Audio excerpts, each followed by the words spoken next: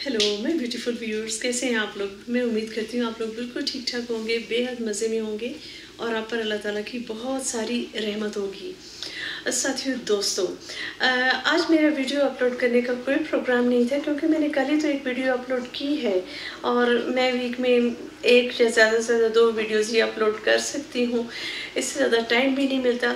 लेकिन मुझे भी थोड़ी देर पहले एक ऐसा मैसेज आया, जो ऐसा कमेंट आया जिससे मैं कितनी इमोशनल हो गई कि मैंने कहा कि नहीं, मैं आज ही इस टॉपिक पर वीडियो बनाती हूँ।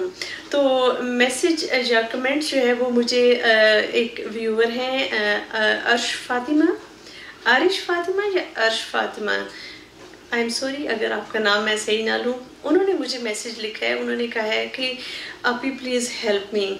अर्श फातिमा जो हैं ये कुरान पाक हिफ्ज़ कर रही हैं और वो कह रही हैं कि चंद दिनों से उनकी वो कंसंट्रेशन जो है वो सही नहीं हो रही और वो इस सिलसिले में काफ़ी परेशान है।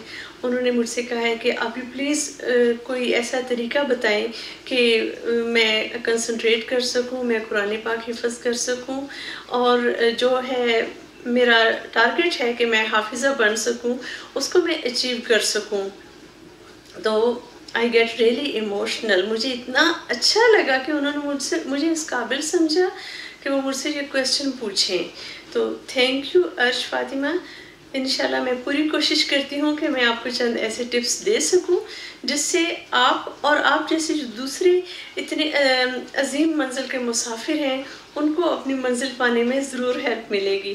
तो मैं कोशिश करती हूँ, मैं अपनी पूरी कोशिश करूँगी, आप भी अपनी पूरी कोशिश करें तो इंशाल्लाह आपको अपनी मंजिल ज़रूर मिलेगी। तो बेटा, सबसे पहले आप लोगों का टारगेट ये होना चाहिए, आपकी जो नीयत है, बी सिंसियर विद योर नीयत। आपकी जो नीयत है ये आपकी अल्लाह ताला की ज़ात के साथ कमिटमेंट है। ये जो है ना शेक हैंड, ये आपने अल्लाह ताला की ज़ात के साथ किया है, उसकी अजीम किताब को मेमोराइज आपने करना है। तो आपने अपनी इस नीयत को हमेशा हाजिर नाजिर रखना है। हमेशा आपको पता होना चाहिए आप ये काम क्यों कर रहे हैं और आपकी नीयत क्या है। आपकी नीयत है, ये आपकी कमिटमेंट है जो आपने अल्लाह ताला की ज़ात के साथ की है और आप अल्लाह ताला की जो मुसलमान हैं उनकी पहली सफ़ के मुसाफिर होंगे। तो ये आपकी कमिटमेंट है, आपकी नीयत है और सबसे पहला टिप ये है कि आपने अपनी नीयत को हमेशा याद रखना है। ओके। सेकंड जो है कंसिस्टेंसी, मुस्तकिल मिजाजी बहुत ज़रूरी है। आपको जब ऐसे अजीम काम करने का बेड़ा उठाते हैं तो उसको एक कंटिन्यूटी के साथ जारी रखना ज़रूरी है। ये काम आपने रोज़ाना करना है।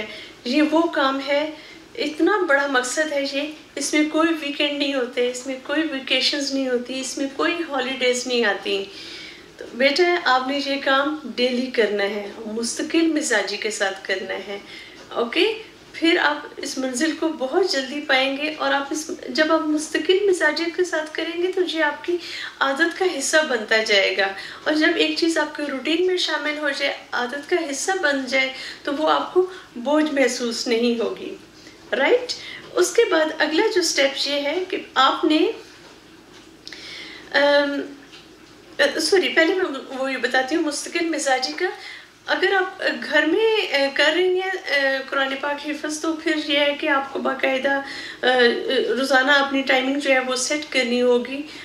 ये बेहतर है कि अगर आप किसी जमात या किसी ग्रुप को ज्वाइन करें जो ख़वातीन का या जो इस तरह की क्लास हो रही होती है, तो जब आप एक क्लास फॉर्म में करेंगे तो उससे आपकी उस मुस्तकिल मिजाजी, उसमें कंटिन्यूटी आती जाएगी। कंटिन्यूटी को उर्दू में क्या कहते हैं, उसमें तसलसल आता जाएगा। हमने देखा मेरी उर्दू बेहतर से बेहतर होती जा रही है। तो उसलिए है कि उसमें कंटिन्यूटी आती जाएगी जिससे आपको आसानी होगी। ओके। थर्ड जो है वो भी इसी से रिलेटेड है कि आपने एक टाइम टेबल बनाना है। आपके टाइम टेबल में औकात मुकर्रर होने चाहिए कि आपने किस वक्त जो है मेमोराइज करना है, किस वक्त आपने उसकी रिहर्सल करनी है, उसको आपने रिवाइज करना है। तो अपने दिन में आप औकात मुकर्रर कर लें कि इन औकात में मैंने ये काम करना है। यूजुअली लर्निंग चाहे किसी शोबे में भी की जाए, और उसके लिए सुबह का जो वक्त होता है ना, फजर के बाद का वक्त, आपका माइंड बहुत फ्रेश होता है, आपके माइंड की कैपेसिटी बहुत बेहतर होती है। तो मेरा आप लोगों के लिए ये मशवरा है कि आप ये कुरान पाक हिफ्ज़ करने का जो अमल है, इसको सुबह फजर के वक्त, फजर की नमाज़ पढ़ने के बाद इशराक, फजर और इशराक के दरमियान का जो वक्त होता है ना, वो आपकी मेमोराइज़ करने की सलाहियत उस वक्त बड़े अरूज पर होती है। उस वक्त आप रख लें। इसी तरह अगर शाम के वक्त अगर आपकी रूटीन में आ सकता है, तो फिर असर और मगरिब के दरमियान का जो वक्त होता है वो बहुत सूटेबल होता है। ओके, तो बेटा टाइम टेबल के साथ चलना है, रोज़ाना का काम रोज़ाना करना है, तो इंशाल्लाह आपको बर्डन भी फील नहीं होगा। और एक और बात जो है, सुबह के वक्त अगर आप काम करते हैं ना, तो ये और भी कहा जाता है, जितने भी कामयाब लोग हैं उनका ये असूल होता है कि वो अपने ज़रूरी काम जो होते हैं वो दोपहर होने से पहले पहले निपटा लेते हैं। तो ये भी एक बहुत ज़रूरी काम है, इसको आप सुबह के वक्त अगर कर लें तो आप देखें सारा दिन आपका बड़ा खुशी खुशी गुजरेगा। राइट, फिर अगले स्टेप की तरफ चलते हैं, अगले टिप की तरफ चलते हैं। वो ये है कि जब आप मेमोराइज करें अपने टाइम टेबल के मुताबिक, जहाँ भी करें, वो जगह बड़ी पुरसुकून होनी चाहिए। उसमें आपको डिस्ट्रैक्ट करने वाले लोग नहीं होने चाहिए या डिस्ट्रैक्ट करने वाले अवामिल नहीं होने चाहिए। ऐसी जगह पर ना बैठें जहाँ पे आपका ध्यान बार बार दूसरी बातों की तरफ जाए। तो किसी ऐसे कमरे में बैठें जहाँ पे आप कंसंट्रेट कर सकें, आप अपनी नीयत पर फोकस कर सकें, आप अपना जो लर्निंग मटेरियल है आप उस पर फोकस कर सकें। आपको पता हो कि आज मैंने इतनी आयात याद करनी है और वो आपका टारगेट है, आप अपने टारगेट पर फोकस कर सकें। इधर उधर की जो है ना चीज़ें, वो आपका ध्यान ना बटा सकें। तो जो मदरसा इस लिहाज से एक बहुत अच्छी जगह होती है क्योंकि वहाँ पे मौजूद सब लोगों का टारगेट सेम होता है और वहाँ पे सिर्फ इसी बात का जिक्र हो रहा होता है और हर एक का गोल जो है वो यही होता है। तो वहाँ पर कंसंट्रेट करना आसान होता है। लेकिन अगर आप घर में हैं, आप नहीं जा सकती कहीं, तो फिर घर में किसी ऐसी जगह का इंतखाब करें या ऐसी अपनी वर्क लर्निंग प्लेस जो है वो क्रिएट करें जहाँ पे आप कंसंट्रेशन के साथ अपना ये काम कर सकें। फिर ये भी है कि आप अपना एक पार्टनर फाइंड आउट कर लें। उसमें अगर आप मदरसे में हैं तो कोई आपका साथी हो सकता है जिसको आप भी सुनाएं जो आपने याद किया है और वो आपको सुनाए। अगर ये पॉसिबल ना हो तो फिर घर के अफराद में से किसी एक फ़र्द के साथ ये आप कमिटमेंट कर लें कि आप उसको सुनाया करें रोज़ाना बेसिस पर।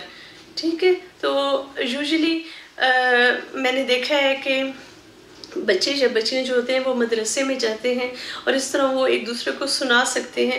लेकिन अगर आपके सर्कमस्टांसेस ऐसे नहीं हैं, आप घर में कर रहे हैं, तो फिर आपको घर के किसी एक फ़र्द के साथ ये कमिटमेंट करनी होगी और अल्लाह ताला आपके घर के अफराद को भी ये हिम्मत दे, ताकत दे और ये कमिटमेंट निभाने का हौसला दे कि वो आपको सुन सकें और आपको इस तरह फीडबैक दे सकें और आपको पास ये हो कि हाँ मैंने याद किया है तो मैंने अभी दूसरों को सुनाना है। ओके बेटा, फिर पार्टनर के साथ ये है कि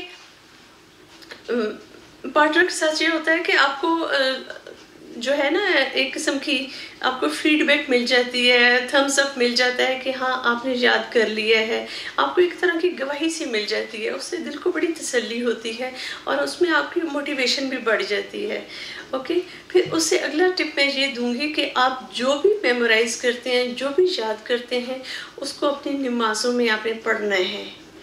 उससे ये होगा कि आप जो याद करेंगे ना अगले आने वाले 24 घंटों में 5 दफ़ा आपकी रिवीजन हो जाएगी और छठी दफ़ा आपने घर के किसी अफराद को या अपने किसी ग्रुप फेलो को आपने सुना दिया है। तो जब 6 दफ़ा किसी चीज़ की रिवीजन हो जाती है तो वो आपको बड़ी अच्छी तरह मेमोराइज हो जाएगा और आपको वो याद भी रहेगा। ठीक है, तो आपने नमाज जो आपने याद किया है उसको आपने नमाज के दौरान रिसाइट ज़रूर करना है, उसकी तिलावत आपने नमाज के दौरान भी करनी है। ओके, फिर ये है एक और टिप बहुत इम्पॉर्टेंट है कि आपने हमेशा एक तरतीब से कुरान पाक को मेमोराइज़ करना शुरू करना है। जब आप हिफ्ज़ करते हैं स्टार्ट से शुरू करें और इस तरह आपने छोटे छोटे हिस्सों में डिवाइड करके नहीं करना कि मैंने अब ये वाली सूरत याद कर ली, अब मैंने ये वाली सूरत याद कर ली। सूरतों में आप याद ना करें, आप ऐसा करें एक सीक्वेंस में याद करें। उससे आपको रूहानी तौर पर एक फुलफिलमेंट का एहसास होगा कि मैंने एक पेज याद कर लिया है, या मैंने आधा सपारा याद कर लिया है, या मैंने पूरा सपारा हिफ्ज़ कर लिया है, या 2 सपारे हिफ्ज़ कर लिए हैं। इस तरह आपको सामने नज़र आना शुरू हो जाएगा कि मैंने इतना इतना कर लिया है। अलग-अलग सूरतें याद करने में आपको जैसे होगा ना, ऐसे टुकड़ों में बटा हुआ, इस तरह याद ना करें। शुरू से आप स्टार्ट लें, और फिर इसी तरह कुछ सूरतें मुश्किल होंगी, कुछ लंबी होंगी, कुछ छोटी होंगी। तो उससे ये होगा कि आप आसान रास्ता नहीं ढूंढेंगे, आप उसी सीक्वेंस में चलेंगे। तो ठीक है, तो आपने जिस सीक्वेंस में कुरान पाक लिखा गया है, आपने उसी सीक्वेंस में उसको मेमोराइज भी करना है। और सबसे लास्ट जो स्टेप है, सबसे लास्ट जो टिप है, वो ये है कि हर नमाज के बाद आपने अल्लाह ताला का बहुत शुक्र अदा करना है कि उसने आपको इतने अजीम काम के लिए सिलेक्ट किया है। ये एक बहुत ही अजीम काम है, और अल्लाह ताला की जिन लोगों पर बहुत ख़ास रहमत होती है, अल्लाह ताला उनको अपनी प्यारी किताब हिफ्ज़ करने का शर्फ अता फरमाती है। तो आपने हर नमाज के बाद अल्लाह ताला का शुक्र अदा करना है कि उस ज़ात ने आपको इस मकसद के लिए सिलेक्ट किया है। तो बेटा, थोड़ा सा मैं सम अप करती हूँ कि कुरान पाक हिफ्ज़ करने के लिए आपको कौन कौन से टिप्स हेल्प दे सकते हैं। उसमें सबसे पहला टिप ये था कि आपने अपनी नीयत को हमेशा याद रखना है, ये कमिटमेंट आपने अल्लाह ताला की ज़ात के साथ की हुई है। सेकंड ये था कि आपने मुस्तकिल मिजाजी के साथ करना है, कोई छुट्टी नहीं दरमियान में मारनी, ये काम रोज़ाना करना है, इसमें कोई वीकेंड नहीं है। फिर ये भी है कि अगर आप कोई क्लास ज्वाइन कर सकते हैं तो बहुत अच्छी बात होगी, उससे आपका प्रोसेस जो है वो उसमें रुकावट कम आएगी। ओके, फिर ये थी कि आपने टाइम टेबल ज़रूर बनाना है, अपने औकात मुकर्रर कर लें कि इन वक्तों में आपने लाजमी याद करना है। ओके, इसके अलावा ये था कि पुरसुकून जगह का इंतखाब करें जहाँ पे आप कंसंट्रेशन के साथ हिफ्ज़ कर सकें। इसके अलावा ये था कि आपने कोई पार्टनर फाइंड आउट करना है जिसको आप जो याद करते हैं वो सुना सकें। इसके अलावा ये था कि जब आप हर नमाज में जो आपने मेमोराइज किया है उसको आपने नमाज में ज़रूर पढ़ना है। इस तरह आपके 24 घंटों के अंदर रिवीजन होती जाएगी। ओके, फिर ये है कि सबसे लास्ट टिप ये था कि आपने हर नमाज के बाद बड़ा याद से, बिल्कुल नहीं भूलना, आपने अल्लाह ताला का शुक्र अदा करना है कि उसने आपको इस मकसद के लिए बनाया है, उसने आपको ये टारगेट दिया है जो कि आपने ज़रूर अचीव करना है। एक और छोटा सा टिप मुझे दरमियान में याद आया है, उसको मैं ऐड अप करूँगी। वो ये है कि आपने थोड़ा थोड़ा स्टार्ट करना है, हिफ्ज़ करना है। चाहे आप स्टार्ट में 2 आयतों से शुरू करें, 3 आयतों से शुरू करें, आहिस्ता आहिस्ता इसको बढ़ाते जाएं। एकदम से बड़ा टारगेट ना रखें, आहिस्ता आहिस्ता बढ़ाते जाएं, और आप देखेंगे कि अल्लाह ताला की रहमत से आपकी कैपेसिटी, आपकी एबिलिटी बढ़ती जाएगी। आप एक वीक अगर हर रोज़ आप 3-3 आयत जो है वो याद करेंगे तो लाजमी अगले वीक आपकी इस्तात जो है वो 4-4 आयत याद करने की हो जाएगी। तो उम्मीद करती हूँ कि आज की वीडियो से आपको बहुत फ़ायदा पहुँचेगा, आपको कुछ एनर्जी मिलेगी, आपको अच्छे टिप्स मिलेंगे ताकि आप अपने इस खूबसूरत मकसद को कंटिन्यू कर सकें। तो बेटा, आपने मुझे ज़रूर फीडबैक देनी है, आपको ये वीडियो कैसी लगी, इससे आपको कितना फ़ायदा पहुँचा। आपने मुझे और मेरी स्वीट फैमिली को अपनी दुआ में हमेशा याद रखना है। और once again thanks for asking me such a wonderful question. Take care and अल्लाह हाफिज़।